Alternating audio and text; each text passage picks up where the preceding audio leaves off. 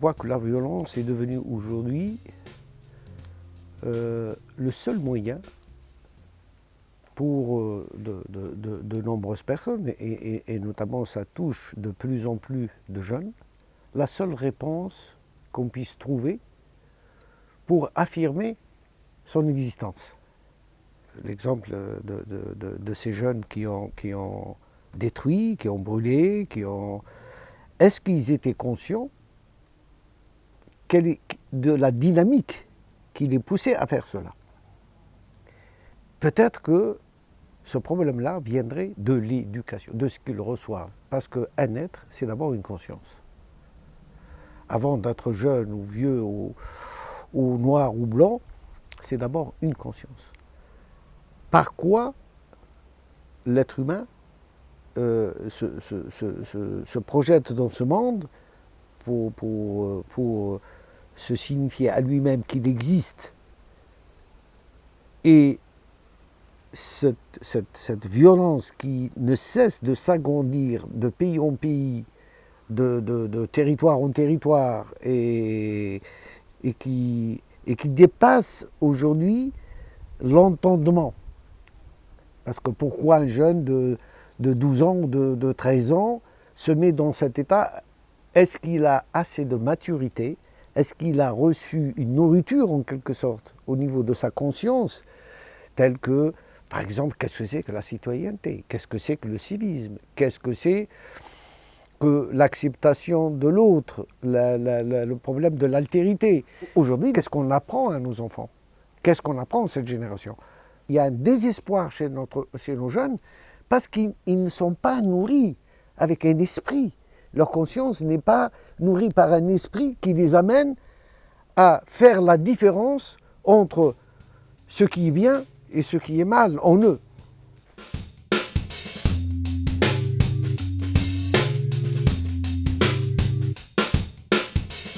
Notre partie animale, notre ego individualiste, notre ego animal, c'est comme si il est lâché dans la nature. Notre monture, nous sommes conduits par nos émotions, nous sommes conduits par nos désirs, nous sommes conduits par nos envies, nous sommes conduits par nos plaisirs. Et les égos, on nourrit des égos, individualistes et égoïstes, au lieu de trouver un chemin du milieu, qui permet à l'homme de faire cette expérience, parce que la spiritualité, c'est une expérience. Cette expérience de parachever son humanité, de travailler sur son côté humain, de travailler sur ce qu'il a reçu aussi de raison, ce qu'il a reçu aussi de beauté, ce qu'il a reçu aussi d'humanité en lui. Et là, malheureusement, nous sommes en panne, parce que nous sommes uniquement dans un monde d'horizontalité. Il n'y a aucun appel à la verticalité. L'être humain est aujourd'hui relié à rien. Donc, on a des lois, on a même des lois universelles, les droits de l'homme universels, mais ça reste des lois. Ça ne reste pas quelque chose de vécu, d'intériorisé.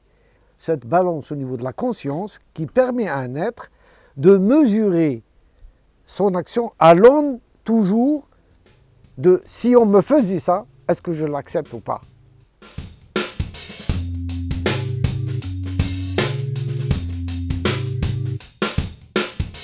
On essaye de travailler sur soi, sur ce rapport à la paix avec soi-même, avec l'autre ou les autres, et aussi avec la création, c'est-à-dire avec l'environnement dans lequel on vit. La citoyenneté, le civisme, le rapport à l'autre, comment le respecter, la dignité. Donc il y a des valeurs qui sont profondément ancrées dans l'être humain et qu'il faut essayer de revivifier en nous.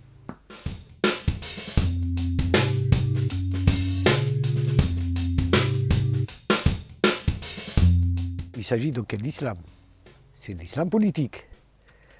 Et cela, chez nous, on l'appelle l'islamisme. Quant à l'islam, en tous les cas la tradition spirituelle de l'islam, sa source, c'est l'amour, la paix et la sincérité. C'est les bases même de ce cheminement. Donc elle va éduquer l'homme à retrouver en lui ce lien d'amour qu'il a avec les autres, en amont et en aval, parce que nous avons des parents et nous avons des enfants, ou nous avons des petits-enfants, nous sommes liés, il y a le lien. Et l'écoute, travailler sur cette écoute qui nous permet de réfléchir et de penser que l'être humain est d'abord une conscience et qu'au niveau de sa conscience, ce travail intérieur qu'il fait, c'est contre ses passions. Comment travailler sur nos passions? Et comment faire que l'humanité triomphe?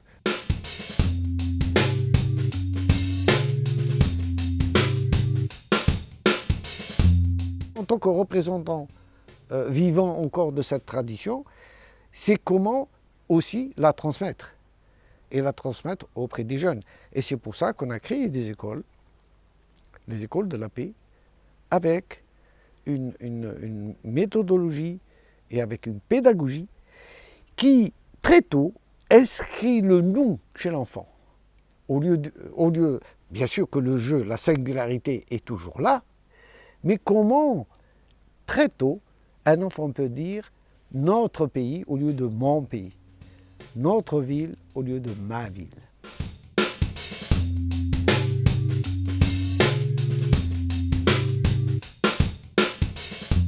C'est quelque part navrant. Si on a peur de quelque chose, il faut l'analyser. Mais on l'analyse que d'un côté. On ne voit que le haut de l'iceberg en quelque sorte. Parce que l'islam politique est une minorité, mais une minorité agissante. Elle est par tout ce qu'elle produit dans le monde, comme attentats, comme la problématique de Daesh. Avant Daesh, c'était l'Al-Qaïda. Avant l'Al-Qaïda, c'était le wahhabisme, qui se tenait quand même par un pays, qui a été financé par un pays. Donc on prête attention à ce qui est visible. Mais on oublie qu'il y a à côté toute une tradition qui a plus de 15 siècles et qui, elle, privilégie d'abord la liberté, l'expérience, elle respecte, c'est pas une religiosité, c'est pas un dogme, c'est pas la lecture littéraliste, mais c'est par l'expérience, par le vécu de ce message. Et ça, depuis des siècles déjà, elle a son école, elle a ses références, même au niveau du vocabulaire. Les termes vocabulaires dans la tradition et dans la culture musulmane aujourd'hui ont changé. C'est plus les termes qui étaient à la naissance de l'islam. Par exemple, le terme djihad a été totalement galvaudé, il est devenu une guerre sainte. Le djihad n'est pas la guerre sainte, il n'y a pas de guerre sainte. La guerre, c'est la guerre. Et la sainteté, c'est la sainteté. Il n'y a pas. Comment a-t-on pu marier deux choses qui sont en général antinomiques? Chacune est différente de l'autre. Les soufis ont privilégié la voie, je dis, de l'expérience, du vécu. Et la preuve, c'est que ce congrès du féminin, qui avait pour titre la parole aux femmes, c'était un défi dans une société comme la société algérienne, qui est quand même plutôt traditionnaliste et qui avait, il n'y a pas si longtemps, connu presque une guerre civile par l'islamisme politique, justement. C'était un défi de pouvoir réunir les traditionalistes et les progressistes dans le même congrès, et qu'ils puissent dialoguer, et qu'il y a eu plus de 85 interventions. Il est né quand même de cette rencontre une journée. Et c'était les 6000 participants qui avaient décidé de demander à l'ONU symboliquement de marquer une journée pour le vivre ensemble en paix. Cette journée a été, à l'unanimité des 193 pays qui représentent les Nations Unies, concrétisée par une résolution qui est aujourd'hui inscrite, gravée dans le marbre des Nations Unies. Chaque année, il y a une ville qui symbolise la ville du vivre ensemble en paix, qui prend en charge cette manifestation, et il y a des rencontres entre des personnalités de différents bords, de différents pays, et l'échange d'expériences très profitables au niveau de l'éducation et au niveau aussi de la médiation. Parce que nous avons besoin de médiateurs. Donc il y a 2 points très importants, l'éducation, et comment arriver à cette éducation de la culture de paix très tôt chez les enfants, parce que c'est l'avenir, et en même temps les médiateurs, comment former les médiateurs, et la médiation, elle est sur 2 côtés, le préventif, prévenir les conflits, et c'est très important, et s'il y a conflit, comment trouver la solution, résoudre les conflits.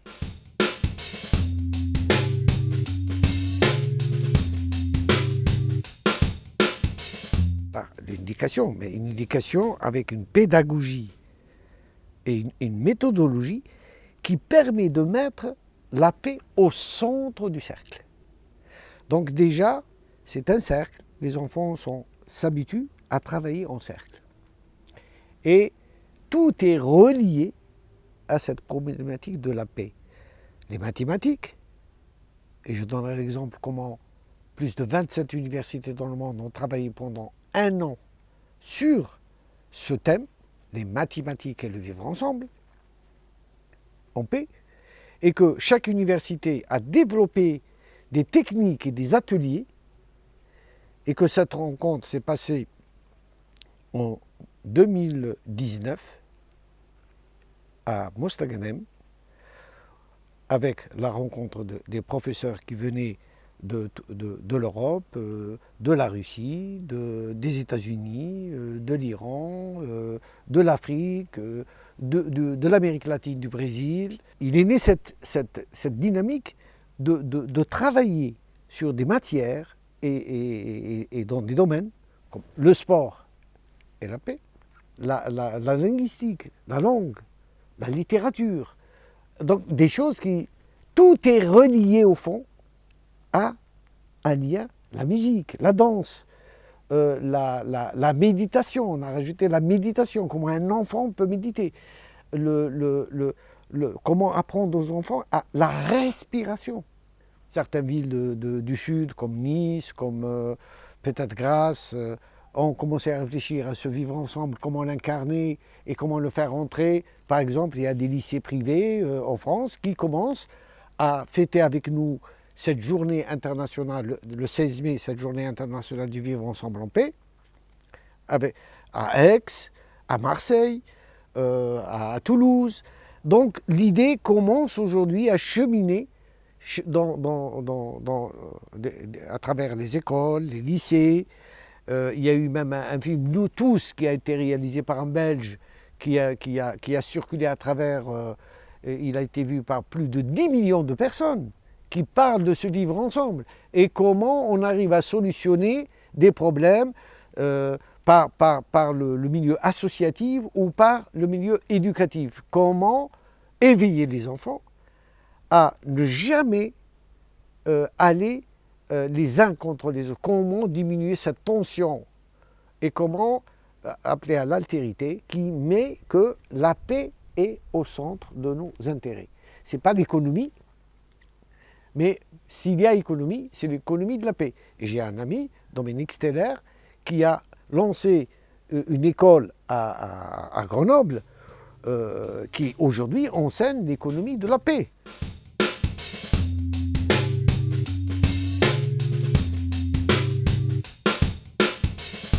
Pour moi, les médias, c'est l'information.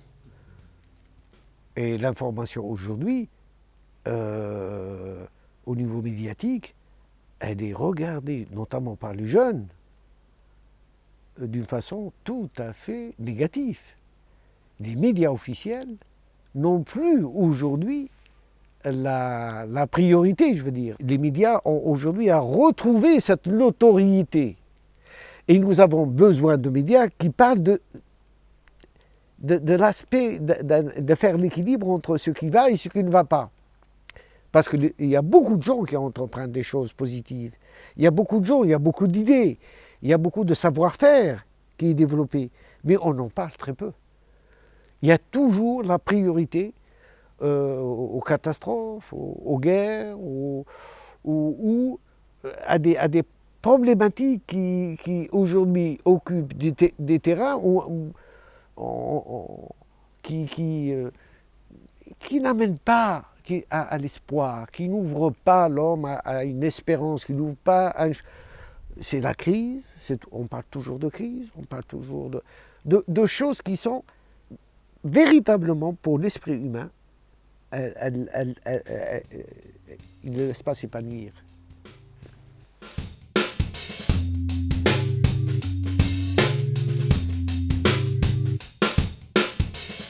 C'est celle-là dont on a besoin. Comment, aujourd'hui, donner les moyens de réflexion et d'action, accompagner les gens, aider la conscience humaine à trouver, peut-être, à améliorer le système ou à le changer. Passer de, je ne sais pas moi, de la démocratie à la sociocratie.